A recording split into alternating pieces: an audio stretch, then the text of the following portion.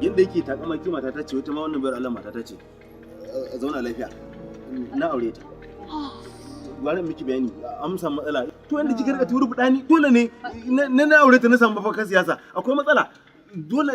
abin nan saboda haka mata ta ce ita ce mata ta da rana ce ko mata ta da dare haka na raba muku girkin shawara ce kawai ba ai da ke ba haka al'amarin nan yake a'udhu billahi minash shaitanir rajim ita ce matar ka ta rana a bakin ki nake kwana ba ni ba tuburare bane ni ba Allah ya yi mutumin arziki inda na shata layi na wani gurin kofa wannan dai aurenta ne tunda magana ta riga ta fito na ga mijinki ya rasa kwanciyar hankali ta wani bangaren shi yasa na yi shawarar ni zan samu masa da wannan farin cikin amma ki yi haƙuri fa to saboda yanzu haka fura irin damun da nake so shi ake min nake sha ko ba haka ba ai mun soyayyen nama irin nake da bukata kaji yanda na bukace su haka ake bani nake ci a gidan nan duk ba ke min wannan al'amari yanzu Ayuba mutumin kirki nake kallon ka shi kai har ka ji kana auro wata bace daban ba za ka saka gaya mun ba fi sabilillahi maganar nan ta gare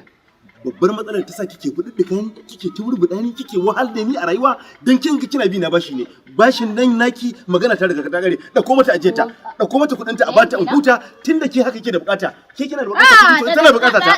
ha ku ba zan bada kuɗi na miji na saboda kuɗi ba ta hu to na ce ba ki da bukata ta in ga miki akwai masu bukata ta a duniyar nan Allahu akbar kabira ashe zan ga wannan ranar yau ana rikici a kaina Allahu akbar kabira wai ku ya gani